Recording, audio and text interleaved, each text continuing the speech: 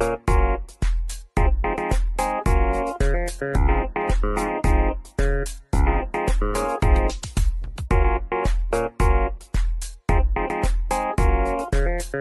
ai, ai.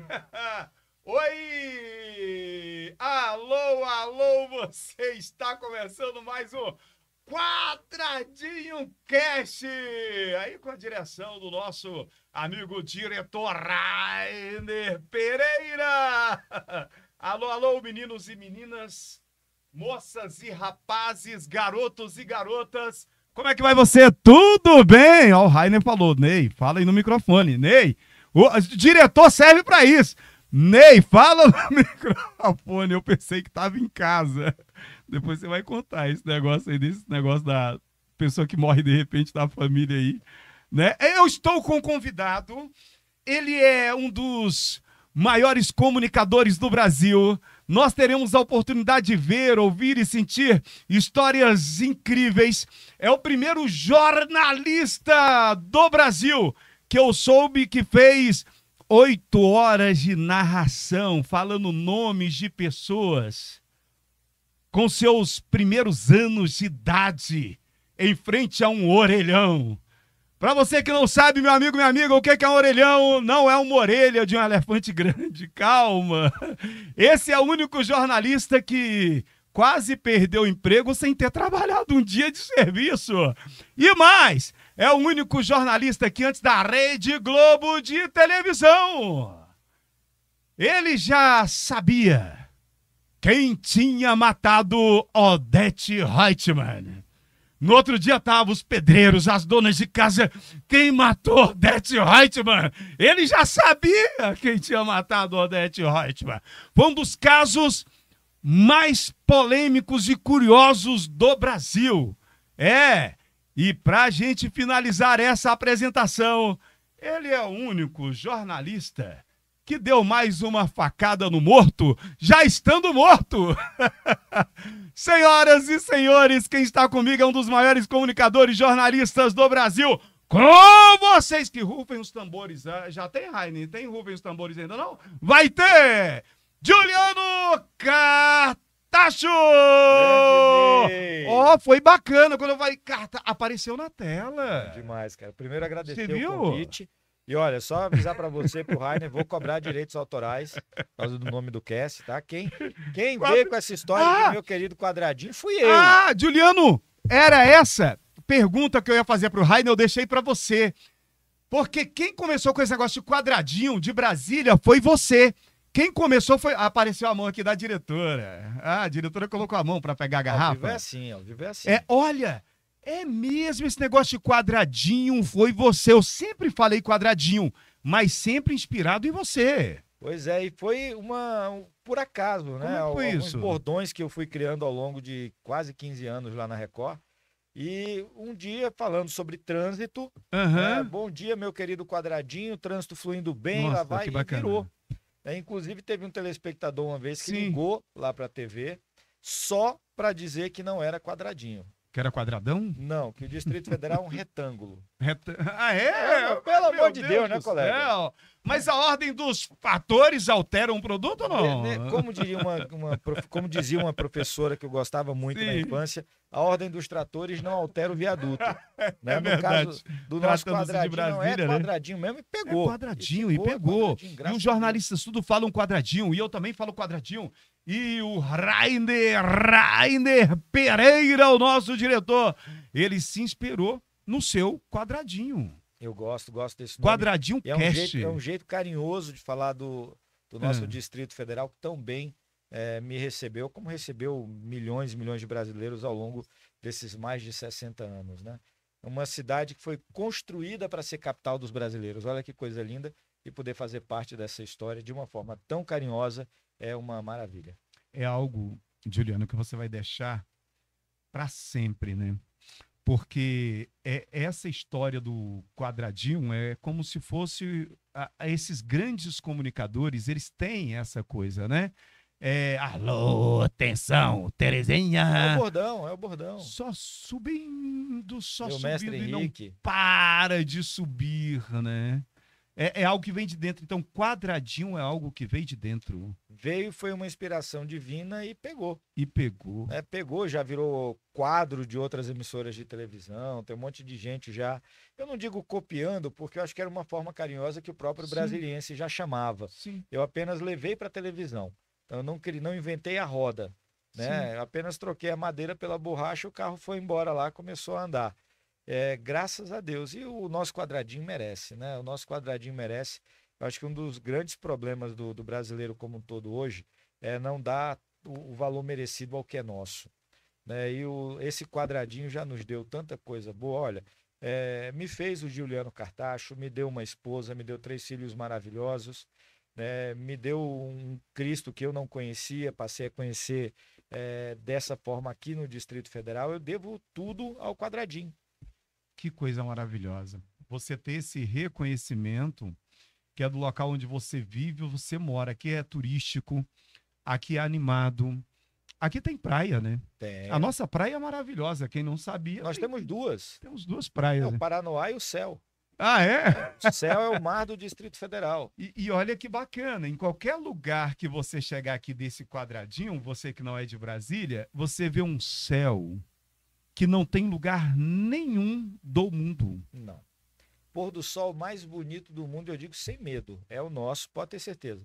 Quem nunca parou, não vou nem dizer lá na Ermida, né? Porque tem muita gente que vai ali para a região da Ermida, tem muita gente que vai para a barragem do Paranoá, mas quem nunca, descendo ali na volta para casa, depois de um dia puxado de trabalho, Sim. Né, prestou atenção lá no eixo norte, na via N1, descendo para casa, né, ali na altura do setor hoteleiro, ou depois que você passa, que você chega no Memorial JK, que você tem aquela visão do eixo monumental todinho ali, aquele pôr do sol em cima da Floresta Nacional, aquilo ali não tem nada no mundo que pague. Sabe que eu fiz outro dia uma coisa de telemapa. Parque Nacional. Parque Nacional. Parque Nacional. Sabe que eu fiz outro dia um passeio de barco com 80 empresários aqui? Muito legal. Para ver o pôr do sol de dentro do Paranoá.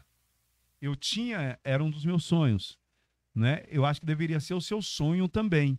E tá mais próximo de você realizar aqui de Brasília do que você pensa. Então, nós conseguimos, através da Porto, né? Porto Bank, através da Renovar Serviços, foram empresas que nos acompanhou, entre outras mais, e nós conseguimos levar faixa de 80 empresários num barco, onde a gente viu o pôr do sol ali. Agora, Juliano, é o seguinte, o povo quer saber. Eu falei sobre tudo isso. Coloca aquela música de medo. Tem a Rainer, não? Vai ter, o Rainer vai ter a música de medo. Ele vai ter a música de medo. Rainer Pereira é o nosso diretor executivo aqui do Quadradinho Cast. O nome inspirado aqui pelo Juliano Cartacho, que a gente traz aqui para o nosso podcast, que está sendo um dos mais ouvidos de Brasília. Bom demais. Com menos de um mês. Nós estamos com quase 3.000 inscritos. Bate palma aí, pessoal. Bate palma aí. Ninguém ganhou 3.000 inscritos assim com menos de um mês. Só o Quadradinho Cast, porque tem inspiração aqui do Juliano Cartacho. Aí aquela apresentação que eu fiz, eu tenho certeza que o pessoal ficou na cabeça, como é que esse negócio de facada? Como é que é esse negócio de emprego? Como é que é esse negócio de narração? Eu tenho certeza que eles estão perguntando sobre isso. Aí eu vou seguir aquela linha ali mais ou menos, vamos lá. Porque ela mais ou menos é quando você começou nesses 30 e tantos anos de jornalismo que você tem. Você começou o jornalismo, você fala que foi por um acaso, né? Total. Que coisas maravilhosas têm acontecido desde quando você se entende por gente. Assim, você fala que coisas acontecem por um acaso na sua vida. Eu, diante aqui do Juliano, eu digo para vocês, pessoal, olhando nos olhos dele, nada na vida dele acontece por um acaso. Ele é um homem abençoado. O telefone dele tocou agora há pouco para ele rezar. Ele tem horário para rezar.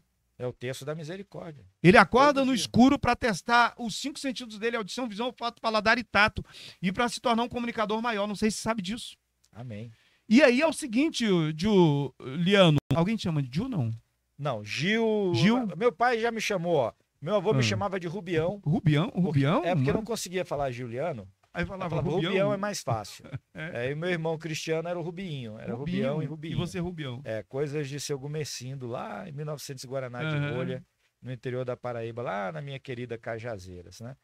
Eu, inclusive, digo, eu sou paraibano, sou natural da Paraíba, Sim. sou pessoense de nascimento, nasci em João Pessoa por acaso, porque a minha família é toda de Cajazeiras, mas sou apaixonado pelas duas cidades E veio pra Brasília pra passar 3 dias. e apaixonei por Brasília, voltei para acabar o namoro e pedir demissão. E vim embora para cá. Vim para o aniversário da minha mãe, não vou dizer quantos anos, senão ela me mata. Qual o nome da sua esposa? Andréa. Andréia? Andréa. Você encontrou a Andréia aqui? Não nessa primeira viagem, né? A Andréa eu conheci trabalhando na Record, foi um dos presentes que a Record me deu. Ela era estagiária ainda. Eu entrei em novembro de 2006 na Record e ela chegou em janeiro de 2007. E recém saída da faculdade, vi aquela menininha correndo lá na redação. Falei, cara, essa mulher ainda vai ser minha esposa. E nessa brincadeira, ela sempre foi uma mulher muito séria, muito bem criada, graças a Deus.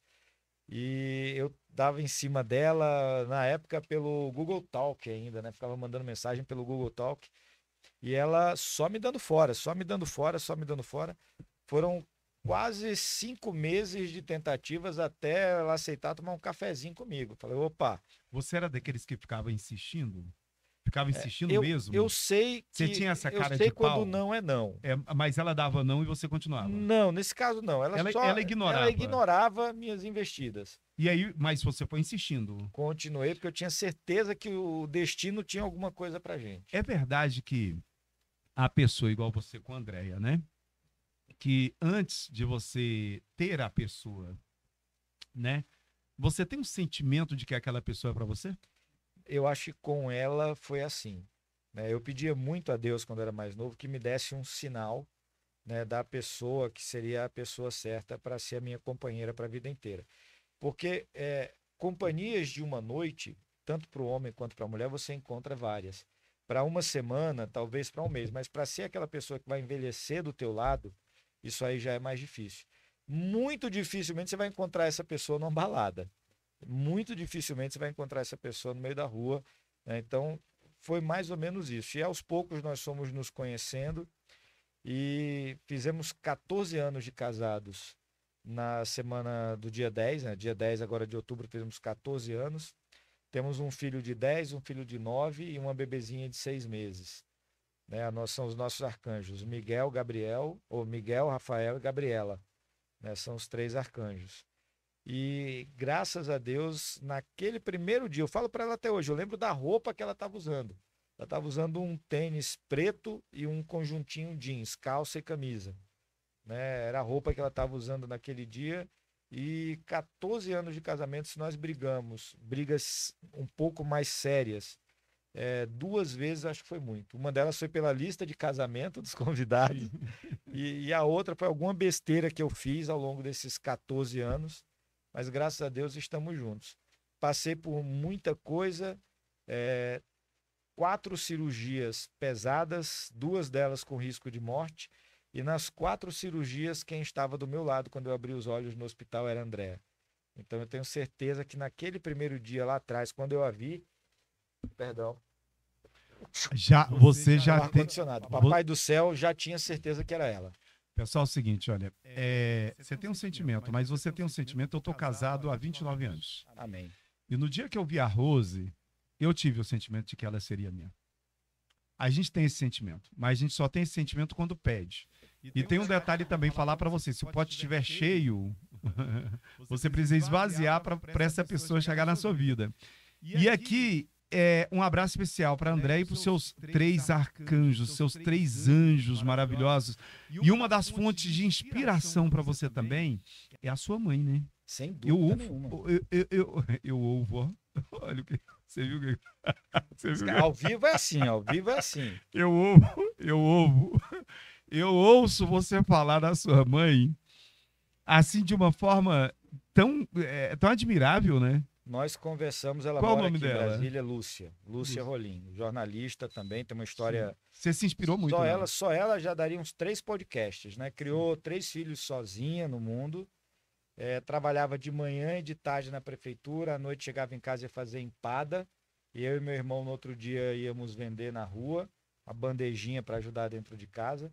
Então, assim, ela é a nossa inspiração, minha, do Cristiano, da minha irmã Sara, caçula, e eu tenho essa força, eu tenho certeza que a força veio dela, né? Agora também no hospital, ela esteve comigo nessa segunda cirurgia, né? Mesmo com todas as coisas que tem para fazer, a correria do dia a dia, mas mãe é mãe, né?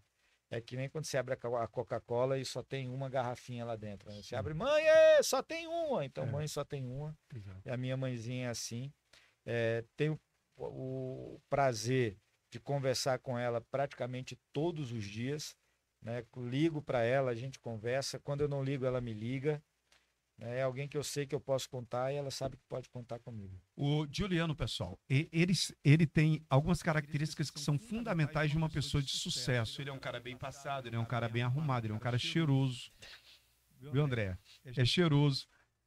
Só que tem algo nele que marca muito, que é o sorriso. Você é um cara que você tem um sorriso assim, que você ilumina o lugar quando você chega. Agradeço. Um sorriso espontâneo, né? E... As pessoas falam sobre esse sorriso para você? Sim, eu vou te falar de onde veio o sorriso. Sim, é marcante em você. Esse sorriso, ele veio aqui em Brasília. Uhum. Na época que eu comecei faculdade lá na Paraíba, na Universidade Federal da Paraíba, e vim transferido para cá. Sim. Na verdade, transferido não, vim procurar emprego aqui em Brasília. E quando consegui emprego, fui bater nas faculdades atrás de uma vaga para transferir o meu curso para cá. A UNB queria me voltar para o segundo semestre. Tá. Eu já estava no sexto para entrar no sétimo. E aí rodei, a única faculdade que me aceitou no sétimo semestre foi o IESB na época, desde que eu pagasse as disciplinas que eu devia, né? E fui lá devagarzinho fazendo aquele acerto das disciplinas, né? E ao mesmo tempo trabalhando. Então eu trabalhava, pegando o exemplo da minha mãe, trabalhava de manhã no INCRA, né? E à tarde trabalhava na Rádio Câmara. Uhum. Eu fazia assessoria de imprensa no INCRA e fazia plenário na Rádio Câmara à tarde. E à noite ia para a faculdade. E como não tinha, mesmo com essa correria toda, não tinha dinheiro, porque era eu que pagava a minha faculdade, né? Eu ia a pé, morava ali na 302 Norte, e ia andando até o IESB, que ficava ali na 9 Norte, na 609. E eu ia e voltava andando todo dia. E nesse caminho eu ia pensando no que fazer e tal. Eu, às vezes, pegava um ônibus. Numa dessas, eu já estava pé da vida, ia falar um palavrão, não pode? Sim. Eu estava pé da vida, entrei no ônibus com a cara fechada. Certo. Tava lá, cara emburrado, o cobrador olhou para mim e fez assim. Do nada. Quando ele fez aquela careta, eu comecei a rir. Aí ele falou, justamente, você tem um sorriso tão bonito, por que que esconde? Rapaz, o Juliano, quando eu vejo ele na televisão, é um dos sorrisos mais bonitos que tem na televisão, é dele. É porque é de coração. É sincero, ele, sendo na Record, ele já chega aquele sorrisão lindo e tal, não sei o que, até suspeito de falar de tanta morte, de tanta coisa. E por isso que eu comecei falando para você que de umas coisas que você precisa entender, e você vai entender agora. Eu falei para você sobre a narração, falei para você do emprego, que ele quase ficou desempregado sem ter trabalhado um dia. Falei de Odete Reutemann aqui, da investigação que ele fez. Ele é o investigador, o jornalista investigador que começa a investigação antes da investigação ou o crime ter começado. Por isso que ele sabe das coisas. E da facada também, que foi lá no morto, que já estava morto. Ele não deu facada em ninguém. Mas você vai entender o que foi que aconteceu já. Agora, a sua primeira oportunidade na comunicação, na área da comunicação, foi no Orelhão. Fazendo uma narração. Na rádio. Como é que foi isso? Quantos anos você tinha? 14 anos. 14 anos. Como é que foi? Explica pra gente. Foi na Constelação FM de Souza, FM AM, na época era M, hoje já mudou. Isso há muito tempo atrás. Meu pai, que Papai do Céu tem, virou estrelinha em maio de 2020. Meu pai, ele foi radialista a vida inteira dele. Sim. Meu pai, eu brinco que ele largou a enxada no mato com 16 anos para virar jornalista e nunca mais parou. Foi um dos primeiros apresentadores de televisão do Brasil, lá em Pernambuco, na época. Apresentou o jornal, a revista Tabajara hoje, né? O Jornal da Tabajara, que é o jornal do governo do estado da Paraíba, por mais de 30 anos. Assim, e eu me inspiro muito nele. E um belo dia, né, ligaram Quer da dizer que rádio. aquelas organização Tabajara. Não é daquela não, é outra, outra Não, mas Tabajara. parece que Parece, foi depois. foi bem depois. Que é num programa de humor, não tem nada a ver com esse programa de humor. A Rádio Tabajara, lá na Paraíba, é a rádio estatal, sim, né, da Paraíba, e o Tabajara é em homenagem à tribo Tabajara, né, os primeiros habitantes da Paraíba. Exatamente. E nessa brincadeira, ligaram lá para casa atrás do meu pai. Era umas 4 horas da manhã. Opa, Cartacho? É ele? Na minha casa todo mundo é Cartacho, né? Sim. É ele? Sim. Pô, Cartacho, aqui é o fulano de tal, rapaz, a gente tá ligando que tô precisando de alguém para fazer Achando que tava falando com seu pai. Achando que tava falando com ele. Precisando de alguém para fazer a narração do vestibular. Naquele tempo não tinha internet que a gente tem hoje, né? Alguém para fazer a narração do vestibular, enquanto a universidade manda o fax pra gente. Sim. Ainda era fax. Sim. Aí eu falei, olha, o senhor deve estar querendo falar com meu pai, o Walter Cartacho. Ele está viajando para Cajazeiras, está no meio da estrada. Provavelmente ele não vai poder atender os seus. Mas você é jornalista? Falou, não, tenho 14 anos. 14 anos já com esse vozeirão? Falou, não, eu estou estudando ainda, tal, vou terminar agora o ensino fundamental, vou para o médio. Disse, não, então vamos fazer o seguinte, você não quer ganhar um dinheirinho, não? Ele falou, opa, dinheiro? Eu quero, quem não quer moleque, né? Quem não quer? Não, vamos fazer o seguinte, você vai lá na universidade, você vai pegar o rolo de papel com os nomes dos aprovados e vai ligar pra gente. Falou, mas de onde eu ligo? Não, liga a cobrar do orelhão. E eu fui enfim, tadinho, né? Coitado inocente, aceitei. Só que eu não sabia que eram 2.800 aprovados no vestibular. Você não era um profissional requintado como é hoje para pegar a pauta antes, né? Eu não sabia nem o que era pauta. Você nem sabia. Tinha quantos nomes? 2.800 nomes. Tinha que falar cada um deles. E o mais legal é o seguinte, você liga, vamos agora, João Pessoa, conversar com o nosso correspondente Juliano Cartacho. Ô, Juliano, você tem a lista do vestibular? Tenho, fulaninho. Sim. Vamos lá. Antônio, todo animado. Quando era daqui a pouco já era Bruno Ferreira. Mas isso você começou às 8 da manhã e quando você veio terminar essa lista e o povo lá, todos atentos, aguardando os nomes deles, porque afinal de contas eram os que tinham passado no vestibular. Então você foi terminar às 3 da tarde. Você nem almoçou nesse dia. Não, fiquei em pé no orelhão. Eles só davam tempo, às vezes, você tomar uma água ou fazer um pips ali rapidinho. Né? Mas foi em pé no orelhão, tomando sol até as 3 da tarde e só não tinha terminado a lista. Não tinha terminado a lista. Eu acho que ainda estava ali no P, alguma coisa assim. Mas por sorte, graças a Deus, o fax chegou lá em Souza, né? na rádio. E eles falaram, não, o fax já chegou aqui, você está cansado, a gente assume daqui por diante. E aí aquele dinheiro que eu ia receber acabou virando um terno de futebol, né? Um conjunto de uniformes de futebol.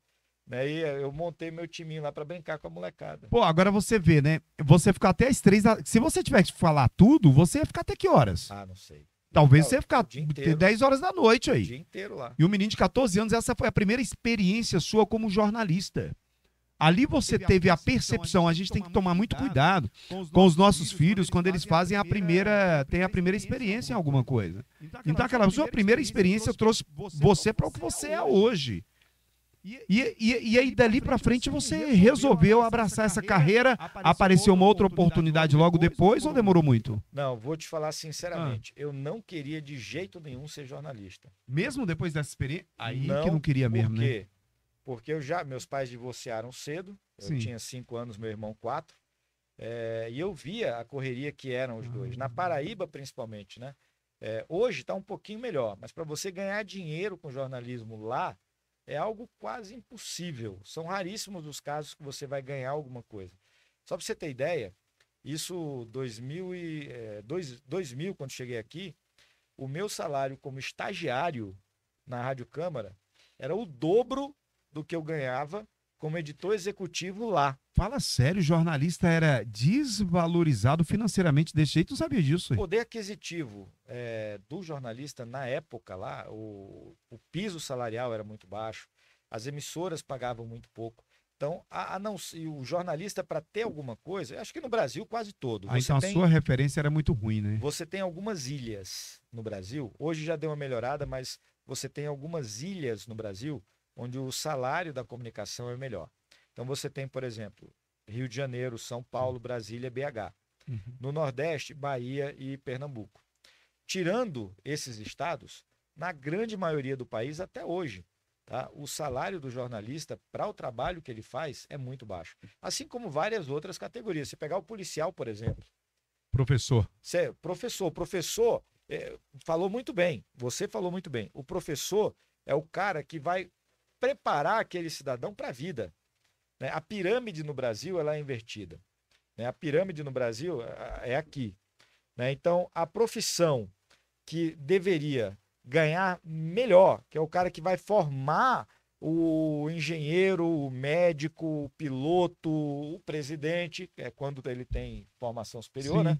Então vai formar o presidente do Brasil lá na frente. Esse cara é o que ganha pior, é o professor da base. O professor, eu ouvi um cara falando outro dia, é verdade, ele forma todos os outros professores de todas as áreas. Tudo, ele forma todo mundo, ele começa. Eu não vou dizer, muita gente fala, o professor forma o cidadão. Não. Tá? Quem forma o cidadão, quem tem que preparar o cidadão é a família. É em casa. O cidadão ele é formado em casa. Sim. Tá? Quem vai moldar o caráter do filho, quem vai dizer o que ele é para o futuro é o pai e a mãe. Tá? A escola, ela norteia. Ela vai te dar as ferramentas para você ter o conhecimento para lá na frente ser alguém decente no mundo. Uma não funciona sem a outra. Você precisa da base familiar sólida e você precisa da escola, tá? Hoje no Brasil, você pega o professor da base, que é o cara que vai te ensinar o ABC, né? Ele vai pegar aquela criança analfabeta dali e vai transformar ela numa pessoa que sabe ler, sabe escrever, sabe interpretar um texto, que é o grande problema da grande maioria do brasileiro, que uma coisa é você saber ler, a outra é você saber interpretar o que está escrito ali. Né? Acho que hoje esse é o grande problema. E o cara ganha uma merreca. Você pega o policial que sobe um morro para combater o crime, que coloca, eu digo isso porque eu tenho irmão policial, né? O Cristiano que está lá no Mato Grosso, graças a Deus, Deus o protege, o abençoa todo dia. Você pega o policial que sobe o morro para colocar a vida dele em risco por alguém que ele não conhece, para ganhar uma merreca. Enquanto você tem o cara que está lá na ponta, vou dar um exemplo, né? Venhamos e convenhamos. Os nossos deputados e senadores, por exemplo, nada contra nenhum específico, mas eu vou dar um exemplo para você. O cara ganha uma fortuna.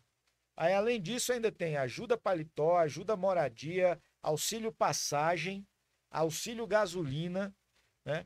Chega ao ponto, como nós tivemos agora em Brasília, nessa última eleição, dos nossos 12 deputados, se não me engano, 12, 8, me foge agora a quantidade específica, que são de Brasília, eles moram aqui, eles têm casa aqui, os caras receberam auxílio mudança e só 2 devolveram dinheiro. Só 2. Totalmente desonesto, né? Totalmente fora de base, ou seja, você vê de um lado é a escassez total, que é o que você está falando. O outro é a sobra. De um lado é a escassez, do outro ele está transbordando, o Estado está transbordando desnecessariamente, ou seja, está dando aí, ó. Ninguém parou lá para poder ver, eu ouvi sobre isso. Ninguém parou para poder ver se o cara é de Brasília ou não, simplesmente jogou o dinheiro na conta. Do professor não acontece um negócio desse. Não cai. Do policial não acontece um negócio desse, do bombeiro não acontece um negócio desse. Eu vou te falar uma outra profissão que foi escanteada ao longo da vida inteira aqui no Brasil, né, e que agora está passando por um perrengue gigantesco. E não deveria estar passando, os enfermeiros. Sim. Nós acabamos de sair de uma pandemia de Covid, onde milhares e milhares de brasileiros perderam a vida, né, famílias inteiras perderam a vida, e quem estava lá na ponta cuidando do cidadão era o enfermeiro. Sim. O médico ia, passava de um por um, olhava lá o histórico do cara e seguia a vida dele. Quem estava lá dentro da enfermaria, vendo o povo morrer, tentando salvar a vida, esgotado. Eu tenho vários amigos enfermeiros. Eu digo para você, ele é outra pessoa hoje depois da pandemia. Sim. E eu disse para um desses colegas, falou, cara, essa pandemia, que Deus nos livre e guarde, assim, não estou dizendo que ela trouxe coisa boa nenhuma para a gente. Mas a única coisa que eu espero que tenha ficado dessa pandemia boa para o brasileiro é que ele tenha aprendido a valorizar a profissão do enfermeiro. Aí tá aí, o coitado do enfermeiro agora brigando pelo o piso nacional da categoria. Meu Deus do céu, e você vê que eles estavam à frente, estão à frente, colocando a própria vida ali. Você viu quando todo mundo estava de máscara, quando todo mundo estava se protegendo, tentando se proteger quando tá o tal do fique em casa, estava ficando em casa, ele estava indo para frente como se fosse aquele soldado na guerra falando assim, infantaria. Era infantaria. É infantaria mesmo, né? Pode meter bala aí que tá tudo bem. E assim eles foram vistos. E assim eles passaram por essa parte da história. Aí quando chega agora, eles estão se humilhando por causa de um pedacinho de dinheiro que já era para ter sido entregue para eles há muito tempo. Uma remuneraçãozinha muito pouca, né? Sabe, e assim, infelizmente, a gente vê isso de novo, né? O brasileiro, ele não aprende com os próprios erros. Não. Né? A gente errar é humano, mas continuar no erro é burrice. É. Me perdoe quem não concorda com o que eu estou falando, mas é verdade. Tem uma frase maravilhosa, eu não sei quem é o autor, que diz o seguinte, que eu erre erros novos. Uhum. Né? Que eu erre erros novos. Então, errar erros antigos não é erro, é burrice mesmo. Então, se for para errar, que seja uma coisa nova. E você vê isso aí, a chance que nós tínhamos de valorizar a profissão. Ah, mas o impacto na economia, que não sei o quê. Fala sério, não é impacto na economia, é impacto no lucro. Sim. É o impacto no lucro de quem está lá em cima ganhando rios de dinheiro. Mas é como você falou, nós somos teimosos, a memória é curta e erramos muitas vezes cometendo os mesmos erros. Eu parei para poder ver, Juliano, por que Davi, lá na Bíblia, ele era um homem chamado segundo o coração de Deus. Eu tentei entender porque eu fiquei muito agoniado de ele ter cometido alguns erros muito graves, né? Em relação a adultério e outras coisas.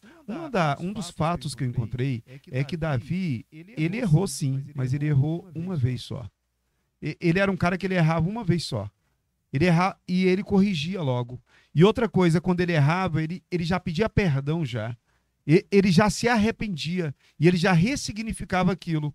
E você, de repente, você fala assim, poxa, a gente erra e fica no erro. Repete. E a gente vai e repete. Então, por que Davi era chamado o homem segundo o coração de Deus? Não é porque ele errava, mas era pela facilidade que ele tinha de não cometer o mesmo erro e principalmente de pedir perdão muito rápido e ressignificar e não cometer mais aquilo. Então nós erramos muito. Juliano, olha só, eu vou vir aqui para aquela parte porque me deixou muito grilado aqui, do seguinte: como que você não queria ser jornalista e você acabou virando jornalista? Que você não queria, você falou das suas referências, que as referências elas não eram as melhores, não pelo seu pai ou pela sua mãe, mas pelas experiências de vida, né? Que você tinha, as referências que você tinha deles. E como é que você acabou virando jornalista? Você poderia ter sido policial, você poderia ter sido tantas outras coisas e se tornou jornalista. Eu fui preparado. Qual foi o próximo passo depois desse passozinho aí desse menino de 14 anos nessa narração? Eu fui preparado a vida inteira para seguir carreira militar, né? Morei dentro de quartel do Exército lá em Rondônia, no 6º BIS, lá em Guajará-Mirim, batalhão de infantaria de selva, né? Mas infelizmente na hora certa não tive quem me colocasse no caminho para estudar e seguir esse rumo. O meu primeiro vestibular eu fiz para engenharia de alimentos, lá na UFPB. A concorrência, só para você de casa ter uma ideia, era 0,4 para 1. Ou seja, eu estava concorrendo com meio Juliano. Né, e eu consegui tomar bomba, não passei. É mesmo? No ano seguinte, né, eu fiz o vestibular para jornalismo. A concorrência era 16 para 1, passei em 8º. Então, assim, era porque tinha que ser. Né? E já no primeiro semestre da faculdade, eu fui bater na porta da Record, lá em João Pessoa, na TV Correio, que é afiliada à Record lá em João Pessoa, conversar com o Roy Loff Sá, que era o diretor de jornalismo da TV na época, que Deus o tem em bom lugar, E o Roy, eu comecei a conversar com ele, falei, acabei de entrar na faculdade de jornalismo. Então, menino, o que é que você entende de televisão? Ele falou, sinceramente, eu sei ligar e desligar. Você falou isso mesmo? Eu falei. E aí ele começou a rir, falou, gostei da sua sinceridade. Você pode começar como auxiliar de produção. O nome é bonito, né? Auxiliar de produção. Na verdade, eu atendia telefone e marcava entrevista lá para o povo. E fui cursando jornalismo. Nesse inteirinho eu fiz o curso de radiojornalismo, tirei a minha DRT, né? De radiojornalismo pelo Sindicato dos Radialistas Profissionais lá da Paraíba, e isso na época te habilitava para ser repórter. E eu comecei a fazer reportagem, né? E muito moleque ainda, 17 para 18 anos, não tinha família, né? Esposa, filho, tudo que era matéria bagaceira sobrava para o Juliano fazer, né? Então, vai estourar a boca de fumo, manda o Juliano. Caiu o muro do presídio, manda o Juliano.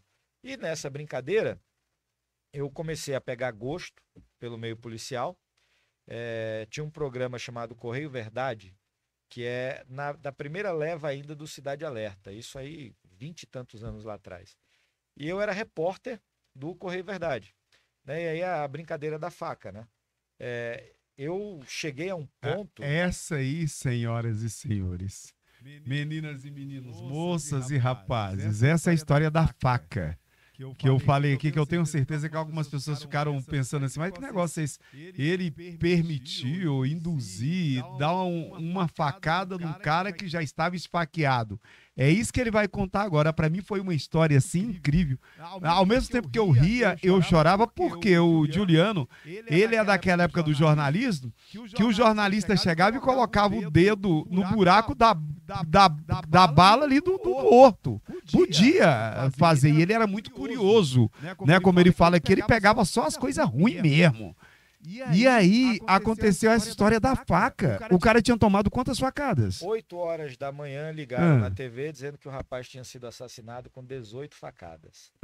Na praia de Tambaú, lá em João Pessoa, né, um dos pontos mais movimentados da cidade. E eu fui cobrir aquela pauta. Quando eu cheguei lá, o IML já tinha retirado. O IML já tinha retirado a faca, né, o Instituto Médico Legal, o perito, e já estava preparando para guardar o corpo, ia colocar o corpo no caixote para levar para o IML fazer a autópsia.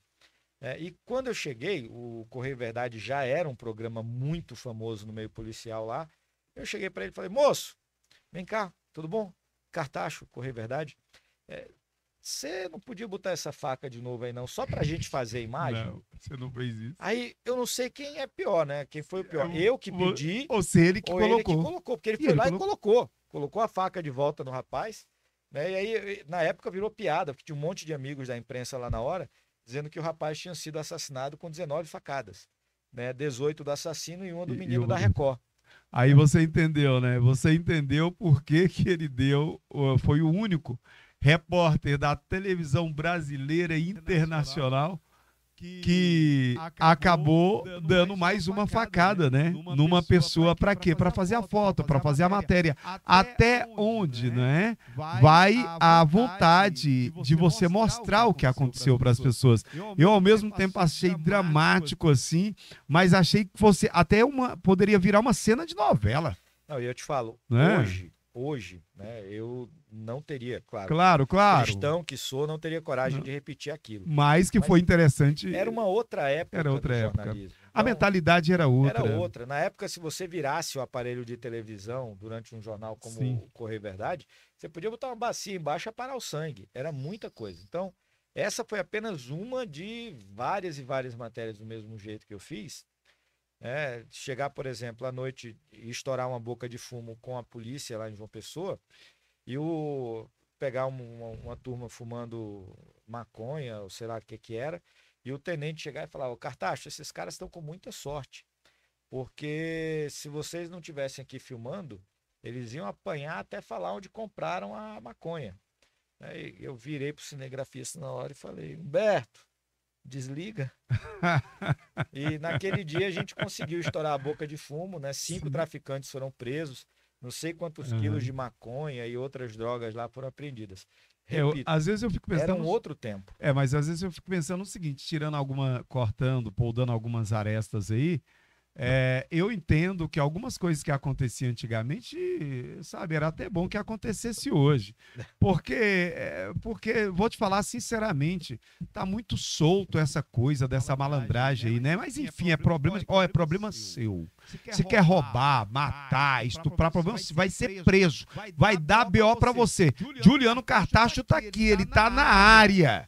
Tá certo? E se derrubar é pênalti, se não derrubar é gol. Tá legal? Um dos maiores jornalistas que eu tô conversando aqui, né, da televisão, um dos maiores comunicadores. Eu acompanhei ele, tive a oportunidade de acompanhar ali, Juliano, através da Rede Record de televisão, onde a minha maior emoção hoje eu vejo pouco, que eu tô muito ligado a outro tipo de matéria, né, da área da comunicação. Mas o que eu gostava de ver mais do que a matéria era a chegada do Juliano, com aquele terno e aquele sorriso lindo, né?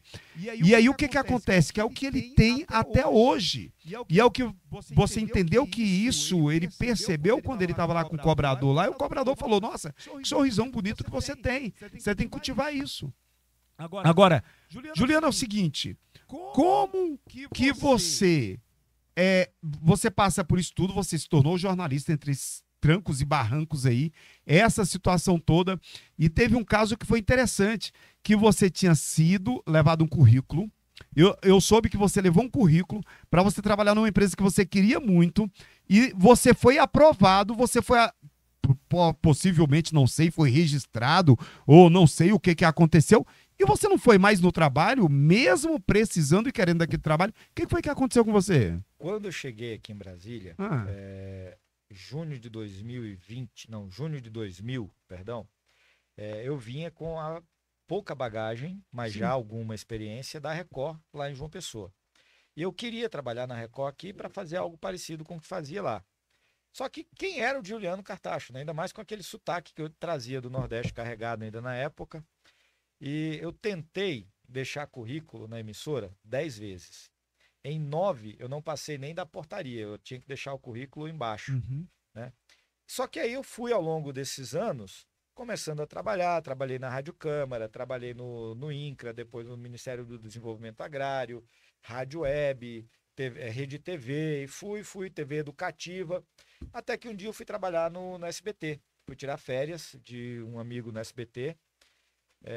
Inclusive esse amigo foi trabalhar comigo, depois eu levei esse amigo para trabalhar comigo na Record, e no meio desse negócio ele falou, vou deixar é o café que tá aqui do meio, deixa eu pegar para você, pronto, aí foi, pronto.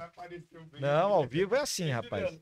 Minha cara apareceu bem, eu queria esconder a cara. A melhor coisa é a gasolina. Aí o Rainer colocou aqui a câmera bem na minha cara aqui. Então, quer dizer, eu queria pegar o negócio aqui, a garrafa, escondido, pro povo não me ver. Já vou botar aqui pra gente aproveitar que você tava falando. Aí, rapaz, a minha cara apareceu ali. E agora vocês estão vendo que eu tô tomando café com o Juliano aqui. Aí, continuando, né?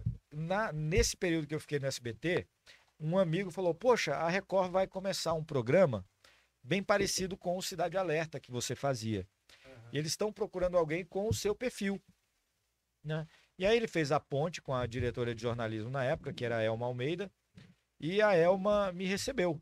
Não, vem aqui agora, você tá com o currículo aí? Ele falou, tô. Corri para conversar e comecei a conversar com a Elma, contar as histórias lá da TV Correio. Nisso entrou a diretora de RH. Aí ela falou, olha, esse aqui Simone, esse aqui é o Juliano, né? Ele é lá da Paraíba, ele veio aqui atrás de um emprego com a gente, ele tá com a documentação dele aí, você quer mostrar a emissora para ele e tal? E aí eu achei a Simone entendeu que era para me contratar. Me levou no RH, chegou para uma outra pessoa e falou, olha, pega os documentos aí do Juliano que eu vou dar uma volta com ele na emissora. E fui embora, fui passear, depois daquilo fui para casa. No dia 10 de novembro, me ligaram do RH da Record. Isso 10 dias depois que eu tinha passado lá. Opa, Juliano, aqui é a fulana da Record. Você não vem trabalhar mais, não? Eu falei, como assim trabalhar? Não, você está contratado aqui na Record. Falou, não estou contratado, eu fui só deixar currículo. Não, você está contratado, você inclusive vai ser demitido por abandono de emprego. Uai! Falei, não, peraí que eu botei um terno, corri para lá. Aí não, ela me apresentou para o chefe de redação. O chefe de redação falou: ah, legal, você vai ficar aqui, fica aqui nesse computador. A gente não tem vaga ainda para o balanço geral, porque o balanço geral é coisa para janeiro do ano que vem.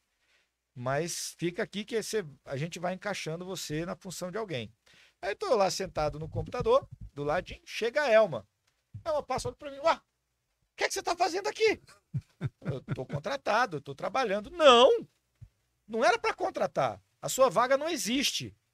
Não existe a sua vaga ainda. A sua vaga vai ser criada em janeiro.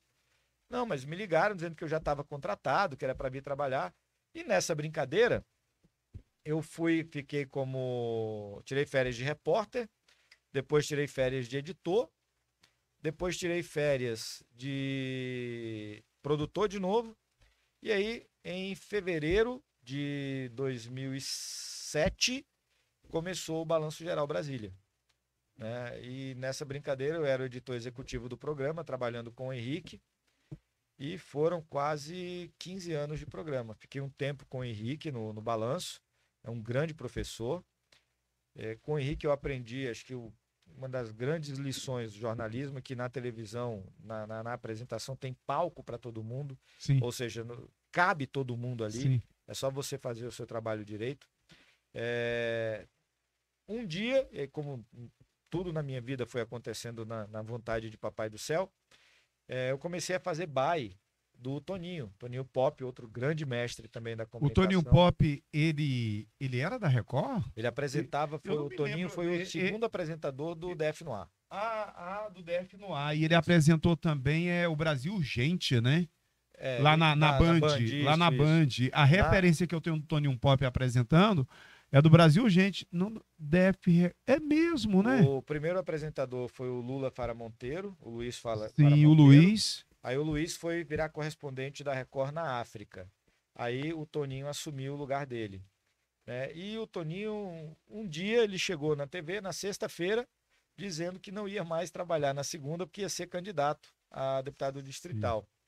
E aí eu fiquei sabendo daquilo no camarim, na Rádio Corredor, né? Sim. O Toninho não vem mais segunda-feira, tá? Falei: opa, eu já sou baile do Toninho, já sou baile do Henrique. Bati na porta do João Beltrão, que era o diretor de jornalismo na época, a Elma já tinha saído de lá, e falei para ele: essa vaga é minha, a vaga do Toninho é minha. Aí ele falou: não, a gente vai trazer alguém de fora, tal. Vem alguém de São Paulo pro lugar. Falou: não, a vaga é minha, eu vou apresentar no lugar dele, e se não der certo, se eu não dobrar a audiência em 3 meses, você me demite. Aí ele falou: não vou demitir ninguém. Eu disse: não, eu estou falando, se eu não dobrar a audiência em 3 meses, você me demite. Em 1 mês e meio a gente bateu a Globo. Uau! Então foi o primeiro programa, né, de uma emissora no Distrito Federal a bater o primeiro lugar daquela que é primeiro lugar a vida inteira. E nisso nós ficamos, pouco tempo depois, 3 meses seguidos na liderança. O DF no Ar era líder no horário. Aquela então foi uma surpresa muito grande. Graças a porque Deus. Você não era o cara dentro da programação da vez. Não era. Democraticamente, matematicamente, sim. Mas na cabeça das pessoas naquela época, trazer alguém não. consolidado já, porque Brasília é uma das principais. Agora, só o que eu acho interessante é o seguinte, é você falar ali, que eu acho que todos nós precisamos prestar atenção nisso.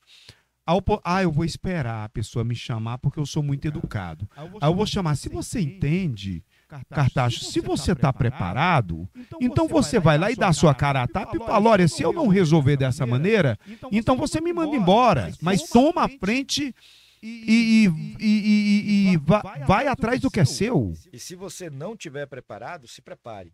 É uma coisa que eu aprendi com a tia Helena, que também já está com o Papai do Céu. Ela falava o seguinte: meu filho, se um dia alguém te perguntar se você sabe fazer pipoca, diga que sabe. Aí vai lá atrás e aprende. Sim. Se alguém te perguntar se você sabe trocar uma vela de não sei o que lá do carro, você fala que sabe. Aí você vai lá atrás e aprende, tá? Nunca diga que não dá conta de uma missão. Se capacite, dê um jeito e dê conta. Não sei se você sabe, eu sou locutor, né? Sou comunicador também, tenho DRT. Sou formado em comunicação social, publicidade e propaganda depois dos 45 anos de idade. Mas meu primeiro emprego foi na Miami Presentes, uma lojinha de 1,99 que fica ali em Taguatinga Centro. E quando eu cheguei lá para o José Clóvis, que ainda é o dono da empresa, um cara incrível, José Clóvis, ele perguntou para mim se eu era locutor. Eu falei assim, sou, e eu não era. Se você me der a oportunidade, eu vou ser o locutor aqui, porque eu fui procurar emprego para repositor. Aí foi exatamente isso. Então, no empreendedorismo, existe essa situação. Você primeiro pula, depois você abre o paraquedas. É diferente do que a gente vê, ordem e progresso. Normalmente, na área empreendedora, para quem é empreendedor, não é empresário, é empreendedor. Qualquer pessoa empreende. Ele empreendeu. Não é ordem e progresso, é progresso e ordem. Você cresce e vai organizando. Pequenas coisas, vai crescer com muita responsabilidade. E foi isso que você fez. E graças a Deus deu certo, né? Porque foram 12, quase 13 anos apresentando o DF no ar. E logo depois houve uma reformulação, né? E eu fui apresentar o Balanço Geral Manhã. Então fiquei mais 2 anos no Balanço Geral Manhã.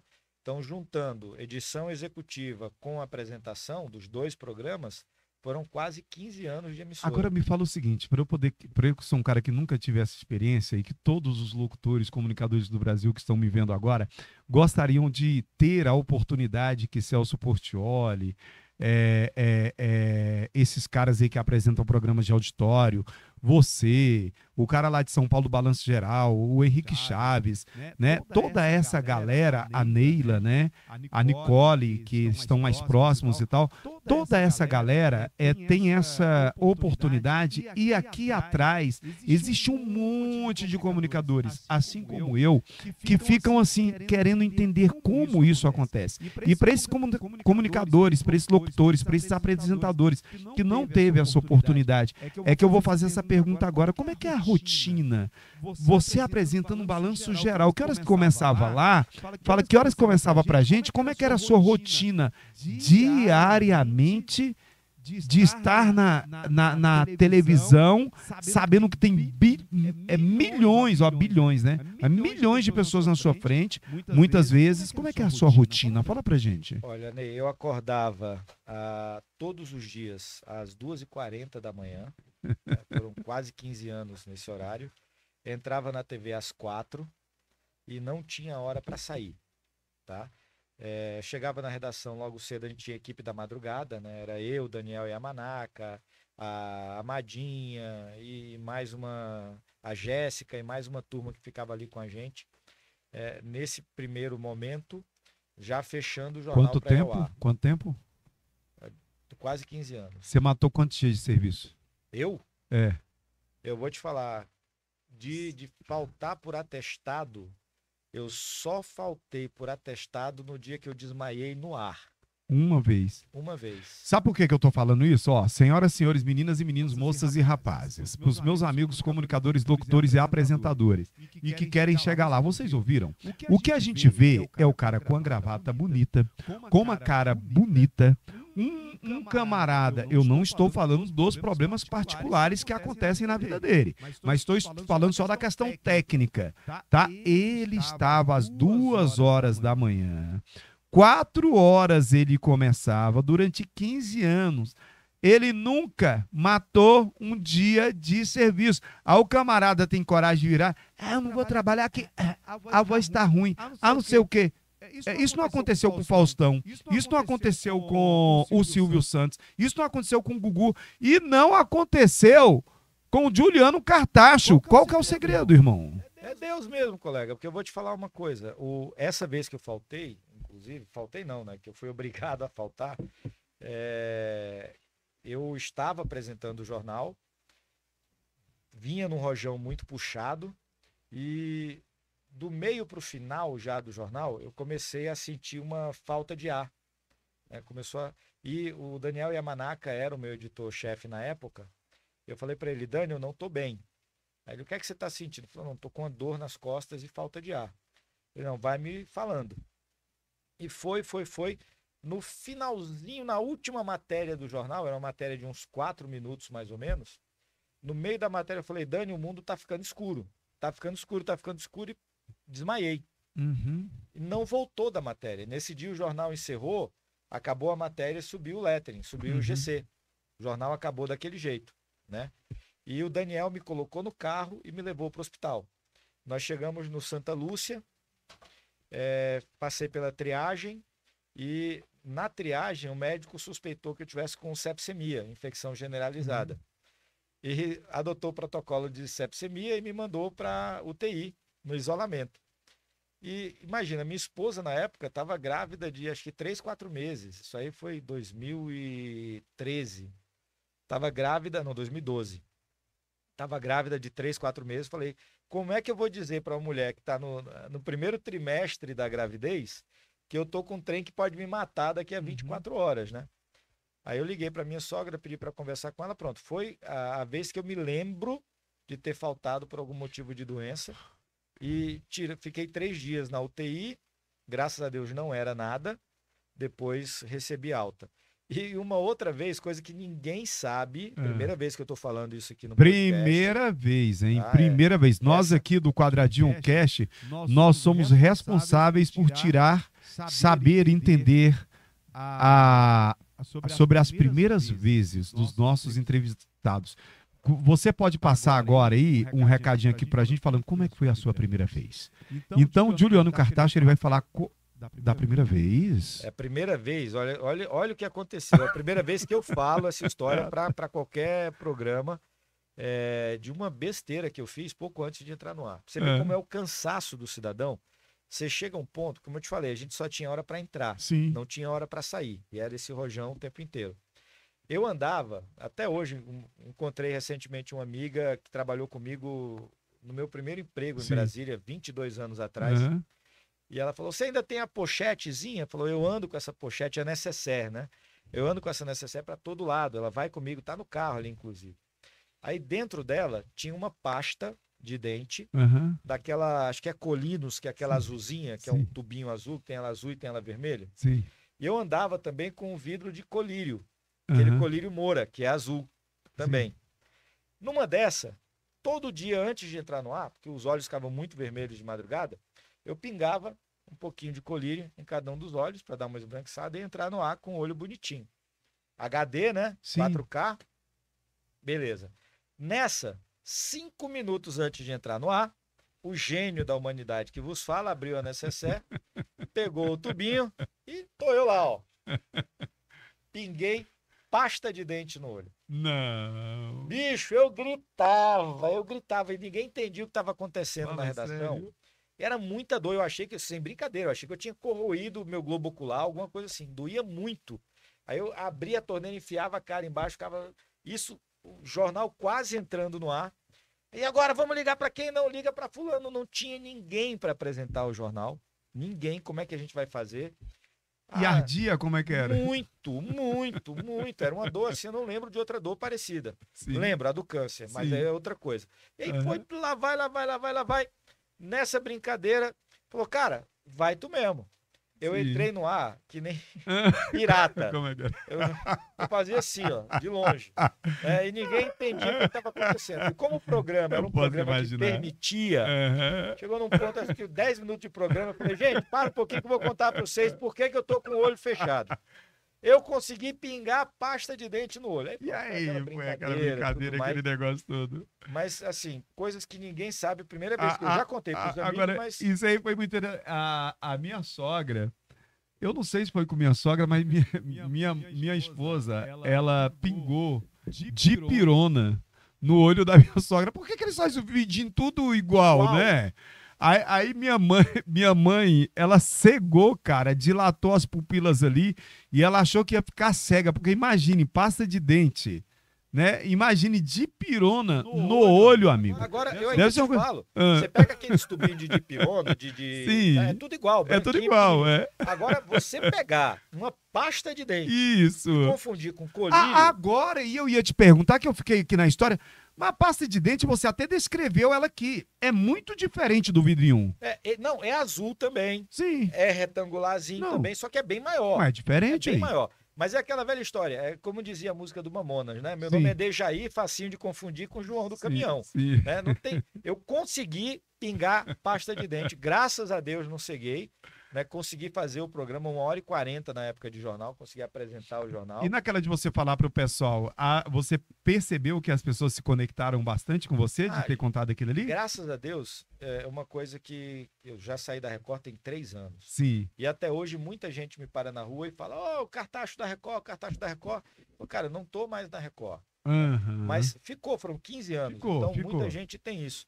E eu tinha os telespectadores que todos eles moram no meu coração, mas aqueles que participavam mais do programa. Eu sou muito ativo nas redes sociais.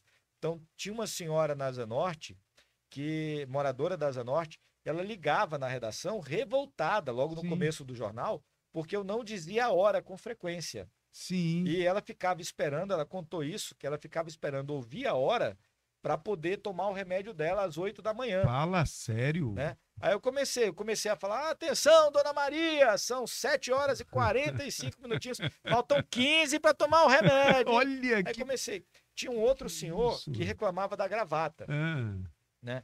Eu nunca tive muitas gravatas, mas eu devia ter umas 10, 15 mais ou menos, e ele sabia quando eu usava cada uma. Aí às vezes acontecia de usar a gravata na segunda, eu achava a combinação legal, repetia na quarta, com uma outra camisa, outro terno. Aí ele mandava mensagem, pô, Juliano, não tem outra gravata não, só tem essa. É mesmo? Inclusive, ela tá no carro. As pessoas, elas incomodam com o apresentador a esse ponto da roupa, do jeito de falar. É mesmo? Chegava a falar, oh, mas não é quadradinho, é retângulo. É mesmo? Eu não vou falar meu querido retangulinho, né? Fica feio. Então, meu querido quadradinho. O meu querido redondinho. Redondinho tô eu. Mas meu querido já pensou o cara falar entre para o meu querido redondinho? Não, melhor quadradinho, pô. É melhor. É melhor. Rapaz, o negócio é o seguinte. Agora, saindo, meu Deus do céu, dessa história fantástica, eu sabia que iria ser muito divertido, Juliano. Eu vou lá na emissora, se você me permitir, um dia desse que eu quero ver você apresentando. Você é um excelente apresentador. Eu amo os apresentadores de Brasília e do Brasil, especialmente os de Brasília. Então, conecto, não adianta, eu conecto muito a sua imagem, a imagem do Henrique Chaves. Né? A gente tem essa conexão, muito parecidos. A gente que é comunicador, tá aqui do outro lado. Eu sou mais bonito. Ah, você é muito mais. Você é muito mais. Grande Henrique. Eu vou te falar assim. O Henrique só tem um defeito, sabia? Qual? É flamenguista. Mas eu perdoo. Ah, e você? Não, eu falei. Vai dar problema. Você é o quê? Você é sou sofredor. Não. Ô, Rainer, eu te falei, olha, cara, o Juliano é vascaíno, a gente vai entrevistar o cara aqui, não tá certo. O camarada não tomou atitude na vida até hoje, apesar de toda a disciplina que ele tomou, apesar de toda a carreira que ele criou até hoje, não deu vontade de ser mudado esse trem, não? Eu sou da época do Roberto Dinamite. O cara que viu o Roberto Dinamite jogar, assim, eu vou te falar, né? Tinha vontade de ser Eu tive vontade de ser vascaíno naquela época. Todo mundo ficou, mas o Ronaldinho Gaúcho dá passe sem olhar, né? O Roberto Dinamite fazia aquilo do meio campo para intermediário, meu amigo, sem olhar. A bola vinha aqui, ele dava o tapinha. Eu lembro de um gol E de primeira. De primeira. Eu lembro de um gol que ele passou pro Bismarck, meu amigo, a coisa mais linda do mundo. Então, aquele finzinho ainda com Quinones, aquela turma, era outro tempo, meu amigo, era outro tempo. Agora, para você deixar de ser sofredor, então lembra disso, Roberto Dinamite. Tá certo? Roberto. Veja o que era Roberto Dinamite. Que você vai virar vascaína, você vai virar vascaíno, não tem jeito, irmão. Eu tive a oportunidade, 2012 para 2013, de ir ao Rio de Janeiro com a minha esposa. Sim. Pouco tempo de casados, ela me fez uma surpresa no aniversário. Nós fomos para o Rio de Janeiro e ela me levou lá na Barra da Tijuca para conhecer na época o CT do Vasco. O Vasco estava com um centro de treinamento alugado lá na Barra, enquanto São Januário passava por algumas reformas. E nesse dia, o Dinamite estava lá. Eu tenho uma foto agarrado com ele, eu só chorava. Quando eu vi o Dinamite, eu só chorava, não consegui conversar com ele. Eu fiquei tão emocionado, ele sem entender o que era, acredito. O que é que esse paraibinho tá chorando aqui? Então, eu fiquei encantado. Foi um dos momentos mais felizes da minha vida poder ter a honra de conhecer o Dinamite Eu em vida. tenho duas perguntas para fazer para você que está aqui na Pois minha não. programação, eu preciso fazer. Poxa, ouvir você falando do Roberto Dinamite para mim é uma restauração do que era bom na época. Duas coisas. Para quem quer ser jornalista, já viu que a carreira dele não é fácil. Os bastidores dele não é fácil. Né? Durante todos aqueles 15 anos, acordando às 2 horas da manhã, praticamente não dormia. Chegou a um tempo de um estresse tão profundo que ele praticamente desmaiou ali. Colocou pasta de dente dentro do zóio, dentro do olho. Você imagina o que um jornalista passa. Então, para você que trabalha na área da comunicação, vai entender. Eu vou tentar colocar alguma coisa aqui que seja muito boa, mas muito boa mesmo. Você falou que na época não ganhava bem. Eu tenho uma impressão, assim, eu vejo o Henrique Chaves, a Neila, eu vejo a Nicole, eu vejo você, essa galera, assim, se eu esqueci o nome de alguém, me perdoe aí, é porque esses aí estão mais na minha memória. Eu acho que é porque eles estão me seguindo lá no Instagram. Se eu não falei seu nome, me segue lá, eu vou lembrar de você. Aí, ganha bem. Olha, Você é rico? Não, sou rico de não, alegria, rico, eu de tô falando amor. assim, quando eu falo rico, é o cara que tem muito dinheiro. Anda assim com carro, com carrão, tem casa Meu de carro- milhões de meu reais. carro é 17 e 18. Não, mas como é que é? É rico, jornalista Não, o que é que acontece? hoje já é mais valorizado ou não? O que é que acontece? Eu te falei das ilhas. Sim. Né? Então, nós temos no Brasil algumas ilhas onde o jornalista ganha bem. Aham. Né? Então, você conseguir chegar no mundinho fechado de um apresentador de televisão, de uma grande emissora, seu salário é relativamente bom, tá? Brasília, eu não vou falar de valores, mas Brasília paga muito bem para o apresentador de Sim. televisão. E você ainda tem a possibilidade, vamos colocar aí o Balanço Geral, DF no ar, o Cidade Alerta, de fazer merchandising. Sim. Então você ganha uma participação em cima do merchandising. Explica pra pessoa o que é O merchandising. merchan, que o apresentador, olha, vamos agora, Sim. você pode ter o sapato no seu... Pronto, você Aham, está fazendo um isso. negócio ali, você está ganhando, a emissora está ganhando, é uma forma de colocar dinheiro na emissora, mas o apresentador, ele ganha um percentualzinho pequenininho Uhum. daquilo, varia de 2,5% a 6%, alguma coisa Perfeito. assim. Mas 6% de muito é muita coisa. Aí tem as peças publicitárias outdoor, ele na Abre loja, muita eu coisa pra abre fora muitas pra você, oportunidades. abre muita coisa. Hoje, primeiro, como é que você enxerga o jornalismo eu tô falando, Juliano, do jornalismo que você está vendo na televisão, de hoje. Eu gostaria que você me explicasse como que você tem visto o jornalismo, de uma forma positiva, negativa, se você pode falar algo sobre isso, que você dissesse pra gente, porque eu tenho algumas ideias, mas eu gostaria de ouvir você, entendeu? Olha, Como você enxerga o jornalismo hoje aqui no Brasil? é algo muito pessoal. Tá? Sim. É algo muito pessoal, principalmente que você vai falar de colega, mas eu não vou falar de ninguém Não, fala de especificamente. geral. Eu sou de uma outra época do Sim. jornalismo. Né? Eu falo que eu peguei o fax ainda na redação, Uhum. peguei máquina de escrever. Eu sou de um outro tempo, onde o jornalista ele tinha a função de relatar o fato, né? Para que o telespectador, ou ouvinte, ou leitor, com base nas informações que eu repassei, ele construísse a sua própria opinião. Hoje, eu não digo hoje, 2023, mas de um bom tempo para cá, infelizmente isso se perdeu. Hoje muita gente sai da faculdade achando que é um âncora com 20 anos de bagagem e o cara quer impor a opinião dele, seja na TV, no rádio, no jornal. E se você não concordar, você está no sal, você vai ser excluído, você vai... Então, assim... Parece que ele vai mais pelo que ele pensa em falar e pelo que ele mais vai agradar as pessoas que estão ali mais próximas dele, é isso? Acho que nem tanto isso. Eu vejo muito o jornalismo hoje como um jornalismo de engajamento não social, mas de engajamento político, ou querer... É aquela velha história, querer impor opinião. Sim. Então, eu, por exemplo, acho que essa cortina aqui é verde, né? Se você que está aqui do meu lado achar que a cortina é amarela, eu não vou gostar de você. Sim. Você não serve para andar comigo. A autenticidade do jornalismo, a essência do jornalismo, que é falar a verdade, produzir a verdade e levar para a sociedade, ela se perdeu com o tempo. Agora, para não ser tão polêmico e não entrar tanto nessa situação, porque o Juliano ele tem uma coisa. a língua dele coça. Eu tô Ele, doido ele pra se falar. coça, ele começa aqui, eu já umas 3 vezes eu intervi aqui, que se eu deixar, ele vai falar coisas que e são baseadas na verdade, por isso que ele está aqui, que tem jornalista que o meu diretor ali não vai ter coragem de chamar ele aqui não, só vai falar mentira. Agora, o Juliano, ele começa a falar de uma forma que infelizmente está acontecendo hoje, porque o jornalismo ele perdeu, na verdade, de uma forma geral, um pouco dessa essência. Agora, saindo do jornalismo e vindo para o pipoco, você não é só jornalista, você é um outro tipo de comunicador também, porque você pegou instruções, né, de tiro. Exato. E me parece que você tem uma certa perícia em tiro.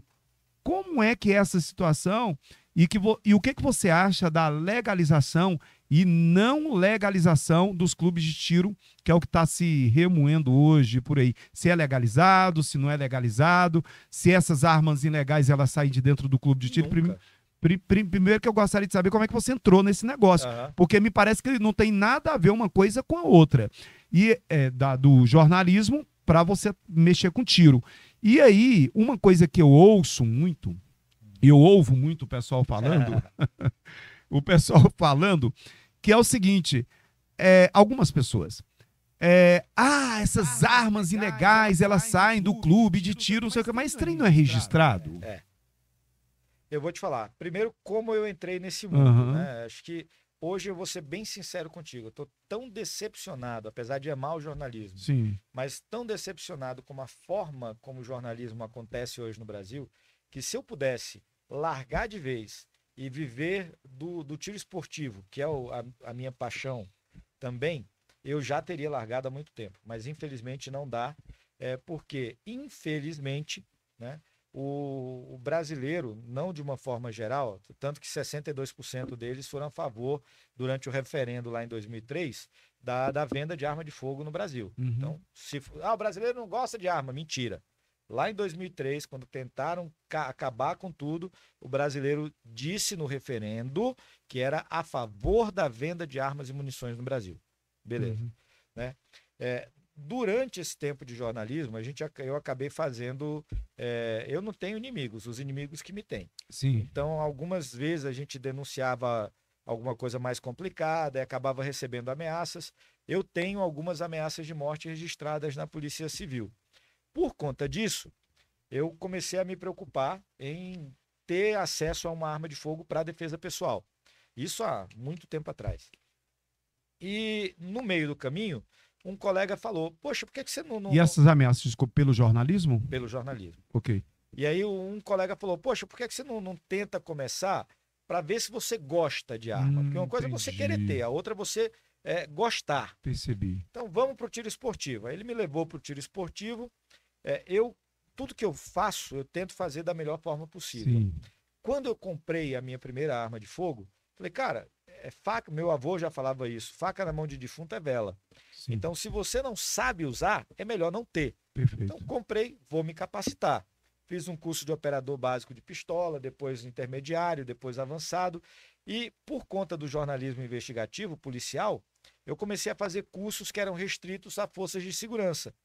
Combate velado, combate veicular, a PH, que é atendimento pré-hospitalar, e fui fazendo, me apaixonei por isso. Em 2016, eu fiz um curso de instrutor de tiro. Sim. E em 2017, passei na certificação da Polícia Federal como instrutor de tiro. Então, eu estou habilitado a aplicar provas para quem quer comprar armas de fogo. Você é instrutor, eu sou instrutor habilitado pela Polícia Federal. Além disso, no outro caminho, eu comecei a competir, né, numa modalidade chamada IDSC, né, o tiro defensivo, uma tradução mais rápida, né? O tiro defensivo, que são situações que simulam situações reais de combate. Sim. Um assalto, uma tentativa de furto de veículo, de roubo de veículo, uma saidinha de banco, alguma coisa assim. E nessa brincadeira, hoje eu sou bicampeão brasileiro de tiro defensivo, né? Fui campeão em 2021, campeão em 2022 e vou defender o título esse ano em Atibaia. O que que você diria para aquelas pessoas que elas são, eu penso que são muito influenciadas por uma boa parte da mídia, contrário ao que nós entendemos que é certo, que fala assim, mas não tinha que vender, não tinha que ser aberto a venda de armas, esses clubes de tiro tinham que fechar tudo. Será que o bandido, nem sei se pode chamar bandido de bandido mais, será que esse cara que ele utiliza a arma, ele não pega a arma registrada? Ele não tem arma registrada. Hoje, o que você diria para essas pessoas que entendem assim, tem que fechar os clubes de tiro e tem que desarmar a população? Quem anda pela cabeça dos outros é piolho. Sim. Né? Então, assim, o ideal primeiro é que você tente conhecer, que a pessoa vá atrás. Eu vou te dar uma informação assim básica. Sim. Você sabe quanto tempo um cidadão de bem, vamos lá, o Ney, o Juliano, quanto tempo que a gente leva para conseguir comprar uma arma de fogo legalmente? Não. Se for pelo Exército Brasileiro, o processo demora no mínimo 1 ano entre você dar entrada no seu certificado de registro, né, que é o CR, que habilita, a pessoa fala, tirar o CAC, não existe CAC, o CAC é a pessoa, ele é caçador, atirador, colecionador. Do momento que você deu entrada no certificado de registro, até o momento que você pega a arma, no mínimo 1 ano. A arma, aqui no Brasil, qualquer coisa que você diga assim, tem a ver com tático, tem a ver com segurança, tem a ver com isso, você paga 72% de imposto. A arma mais barata que o cidadão compra legalmente no Brasil custa R$ 4.500. Você falando isso aí, me dá a entender o seguinte, que para a pessoa que ela é ligada a um clube de tiros, para uma pessoa legalizar uma arma, existe uma tramitação de documentação de sanidade mental, de histórico muito São grande. 14 documentos que você precisa apresentar. Perfeito. 5 nada Eu consta. até entendo que em um caso ou outro, em algum momento, como toda regra tem suas exceções, alguma dessas pessoas cometeu uma loucura aí. Até entendo. Agora, o que eu tenho ouvido pessoas da área de segurança, e não são poucas, pequenas pessoas, são pessoas muito grandes, e pessoas entendidas do assunto dizendo que os clubes de tiro que fornecem armas, muitas vezes, para a bandidagem. Por que eles fazem isso? Eu não entendo. Porque, para mim, é tão claro, você falando, é tão claro que uma pessoa que ela passa por todo esse processo para ela ter uma arma de fogo, dificilmente, mas muito dificilmente, pode acontecer um acidente, pode acontecer uma loucura. Para toda regra existe um momento em que ela pode ser quebrada. Agora, tem suas exceções. Agora, dizer que o clube de tiros é responsável por isso, e essas pessoas como você, que tem armas legalizadas, não entra na minha cabeça, Juliano. Olha, eu vou te falar uma coisa. Qual é a arma que o CAC tem? O atirador esportivo. Ele vai ter uma pistola 9mm. Sim. Ele vai ter uma espingarda calibre 12. Ele vai ter vai ter um fuzil semiautomático, porque no Brasil o atirador esportivo não pode ter arma automática. Uhum. Só força de segurança e bandido tem arma automática. Você vai no morro, no Rio de Janeiro, você vai numa comunidade de São Paulo, por exemplo, quando você vê a polícia apreendendo armamento, ele vai apreender um fuzil, uma metralhadora automática, que dispara 300 tiros por minuto. Né? O CAC não tem esse tipo de arma, até porque a gente não pode comprar. O bandido, quando ele quer, ele vai no Paraguai, encomenda. Eu vou te falar, 90% das armas que estão nas mãos dos criminosos no Brasil, 90% entraram pelas fronteiras. Então é você que é a pessoa que vai me tentar fazer entender isso. Em algumas histórias, eu entendo um pouco, tento entender por que isso acontece. A minha pergunta para você é a seguinte: o porquê dessa loucura, que eu acho que é loucura, de que estão tentando aí fechar os CAC aí, né, e desarmar a população. Por que você acha que isso acontece? Eu não estou entendendo isso. Durante a última campanha presidencial, Sim. Ligou-se muito o atirador esportivo, o CAC, Uhum. à figura do ex-presidente Bolsonaro. Sim. Durante os 4 anos de governo, ele facilitou muito o acesso do cidadão, Perfeito. tanto ao porte de arma, à posse de arma, quanto ao CR. E por que ele fez isso? Eu vou te falar uma coisa que era uma frase, inclusive, usada durante a campanha dele, mas que, independente de político ou não, é uma frase que eu guardo comigo, tá? Independente de qualquer tendência política, quem for de esquerda, de centro, de ladinho, tá? Então, isso é uma coisa minha. Uma nação armada jamais será escravizada.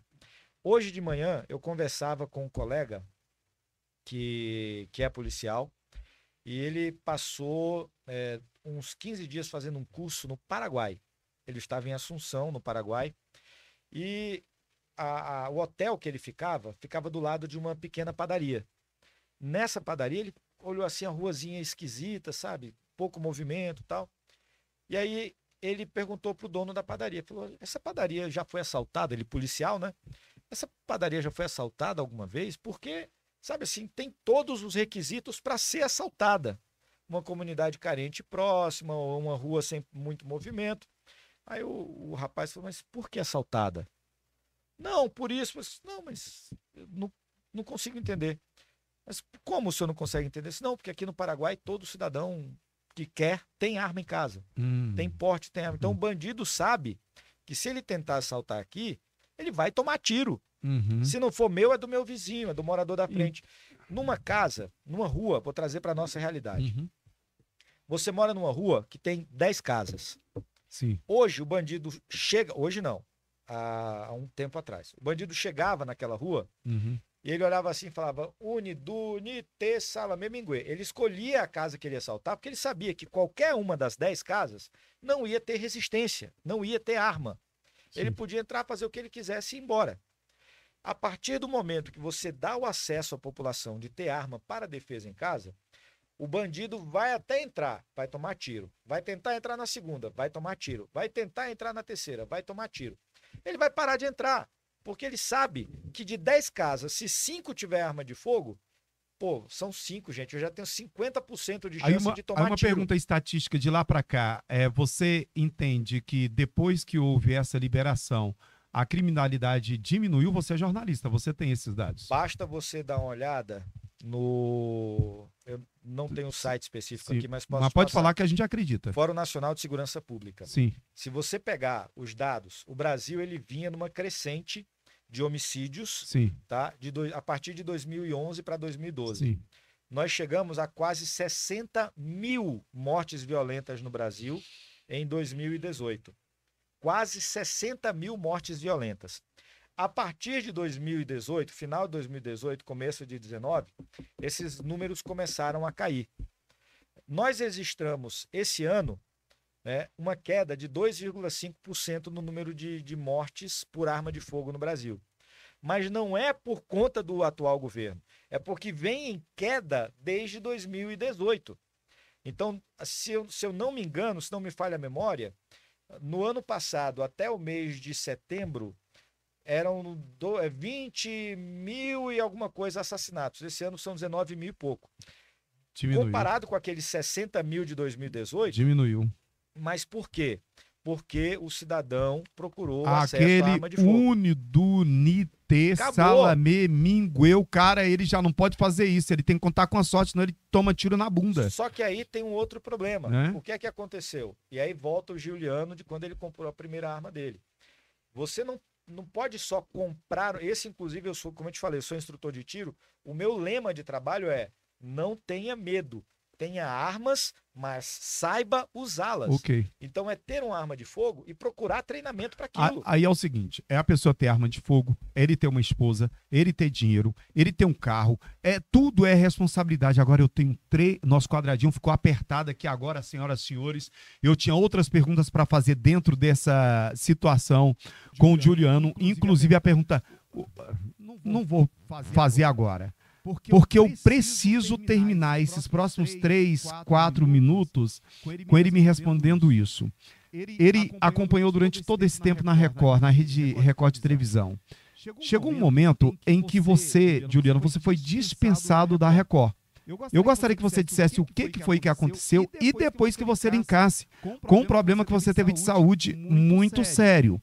E aí o que eu quero entender dentro desse cenário, que eu gostaria de perguntar para você desde lá de trás, eu estou tendo essa divina experiência de estar com você aqui agora, diante de você para me ajudar. Para você me ajudar a responder isso. Aí você foi dispensado da Record. Eu penso que doeu. Eu penso. Não sei como é que é isso, que eu trabalhei com pessoas que serviram outras empresas durante muito tempo. Eu penso que doeu muito. Aí depois se desenvolveu um câncer em você. Eu quero saber o seguinte, como é que foi para você fazer esse trânsito? A gente tem 3, 4, 5 minutos para você passar isso para o pessoal. Não sei como é que você vai fazer, que você que inventou o quadradinho, então o problema é seu. E se isso tem uma coisa, tem a ver com a outra. Se esse câncer tem a ver com a provável decepção que você pode ter tido. Não, nem assim eu já digo, já começo dizendo que não. Muita gente, inclusive, chegou a questionar isso. Eu tô fazendo aqui, não acho que ninguém te fez essa pergunta. Eu tô te fazendo porque eu quero saber. Não, mas vou te falar, não tem relação nenhuma. Eu devo muita coisa à Record. Eu sou o Juliano Cartacho por conta do tempo que eu passei lá dentro. Perfeito. Graças a Deus, 3 anos depois de ter saído, as pessoas ainda me param como Juliano Cartacho da Record na rua. Mas era o momento. Então, o programa ele vinha numa audiência boa de manhã, né? Apesar de algumas pessoas terem dito, a audiência caiu, mas tem explicação. O jornal vinha muito bem, tinha muitos anunciantes, e aí veio a pandemia. Né? Veio a pandemia e nessa pandemia o número de anunciantes caiu, porque o cidadão que acordava cedo, 5, 6 horas da manhã para assistir o meu jornal, passou a acordar 8, porque ele estava trabalhando em home office. Então era lógico que a audiência ia cair. Não foi só a minha que caiu, todo mundo de manhã caiu a audiência.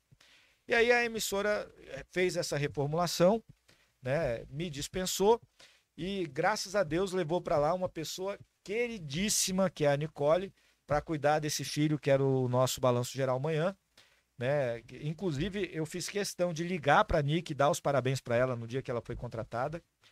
E por incrível que pareça, cara, doeu. Não vou dizer que não dói, porque eu ganhava um dinheiro e passei a ganhar outro em outro emprego, mas aquilo precisava acontecer. Sim. Uma semana antes da minha demissão, o meu filho mais velho, na época tinha 8 anos, o Miguel, chegou para mim no café da manhã e falou: papai, por que é que você só sorri na televisão? Porque o tempo inteiro em casa eu estava de cara fechada. Eu não brincava com eles, porque eu chegava em casa eu estava acabado, eu tinha passado o dia inteiro trabalhando. Ele chegou a fazer essa pergunta para você? Ele, desse jeito, por que você só sorri na televisão? Tanto que quando eu fui demitido, eu cheguei em casa, contei para minha esposa, ela passou umas 2 semanas chorando. Ela me olhava e começava a chorar, achando que eu não estava chorando. Ah, não, ele está tentando ser machão. Não. Eu estava feliz, porque eu não largaria aquilo ali nunca, porque eu ganhava muito bem. Eu ganhava muito bem. Então, por isso, saí falando, não, Deus está me dando um sinal de que eu precisava sair aqui. E Deus foi tão bom que eu fui demitido às 10 da manhã, às 11 eu fui chamado para a TV Brasil. Eu fui chamado para apresentar um jornal na EBC. Só que lá eu entrava às 8 da manhã e eu saía 1, 2 da tarde. Eu podia tomar café com os meus filhos. Minha esposa falou, poxa, 14 anos de casado, eu nunca tive meu marido no café da manhã em casa. Entendi. Quer dizer, coisas acontecem na nossa vida, muitas vezes, não é para nos derrubar. Olha a lição que o Juliano teve aí. E aí o que acontece? Aí desenvolveu-se o câncer em você. O câncer ele já existia. Já existia. Eu só descobri depois. Esse é o problema. Em novembro do mesmo ano que eu fui demitido, 2020, eu comecei a passar muito mal. Muito, muito mal. Eu tinha prisão de ventre já há muito tempo, a vida inteira eu tomei remédio para poder ir ao banheiro. Então não suspeitei, só que de repente fiquei 2 semanas sem conseguir ir ao banheiro. E aí uma cólica desgraçada, rapaz, parecia que ia sair um alien da minha barriga. Fui para o hospital, os médicos me deram remédio, mandaram para casa.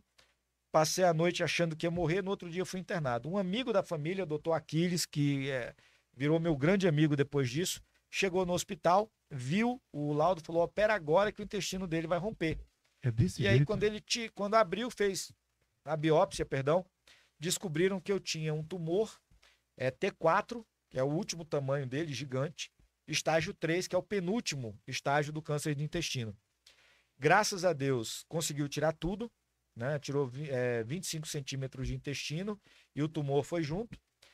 Acabou voltando ainda 2 vezes. Eu tive uma recidiva na pré-aorta e outra no fígado. Mas graças a Deus e a rede pública, porque eu fiquei sem plano de saúde durante 2 anos, eu não tinha plano. Meu tratamento, minha cirurgia foi feita no hospital de base e a minha quimioterapia foi feita no Hospital Regional de Taguatinga. Graças a Deus hoje os tumores estão todos eles mortos e eu faço só quimioterapia preventiva, tomando comprimido. Graças a Deus. Acordo 3, 4 vezes à noite, porque o meu sono ainda não se reestabilizou. E as 4, 5 vezes que eu acordo, eu agradeço a Deus por estar vivo.